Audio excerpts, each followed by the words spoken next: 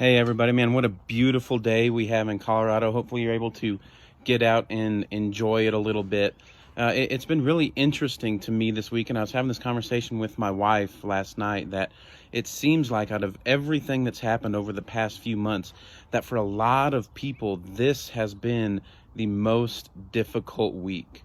Whether that's because like school is winding down, we're just also fried, or maybe you're like me and you thought, look, once summer comes, surely things will be back to normal, and now we're facing the reality that, look, it's going to be a while before things are back to normal again. We're just desperate to know the answer to when will things be normal again. And I think that's why I loved Sean's sermon on Sunday, that nothing falls outside the knowledge or the will of God Most High. Nothing.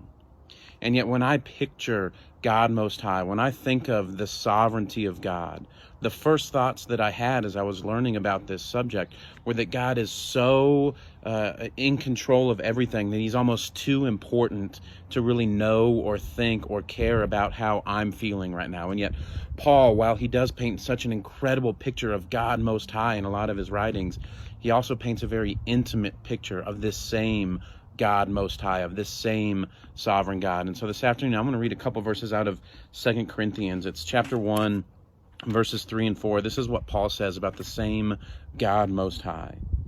He says, "Blessed be the God and Father of our Lord Jesus Christ, the Father of mercies and God of all comfort, who comforts us in all our affliction." Paul, who has a bigger view of God than almost anybody I've ever heard, right? A view of God that, man, I want to know him as that majestic, as that glorious. In the same breath, he can come down and say that this is the God of all comfort, comforting us in all of our afflictions, in all of our trials, and all of our times of trouble. The same God that we worship as Most High, as sovereign, is also to be worshiped as the God of all comfort. Look, everything else we pour ourselves into to find comfort, it's fake, it's temporary, it doesn't last, and it only leaves us wanting more. And yet Paul says, run and turn to God for comfort, because from him comes all true and real comfort.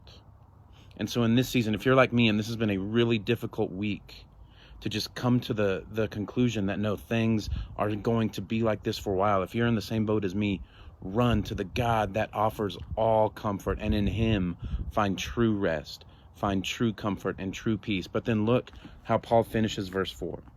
He starts it by saying he's the God of all comfort, who comforts us in all our affliction. Why? So that we may be able to comfort those who are in any affliction with the comfort with which we ourselves are comforted by God. You see, God gives us this comfort. God gives us a comfort that lasts through any trial, through any affliction. But he doesn't just give it to us so that we can enjoy it for ourselves. He says, no, there is a hurting neighbor. There is a hurting street that you live on. There is a hurting community that we are a part of. And you know the comfort that surpasses all comfort. So take that comfort and comfort those around you. Introduce that comfort into your workplace, into your homes, into your neighborhood, because the people around us need to know the God of all comfort.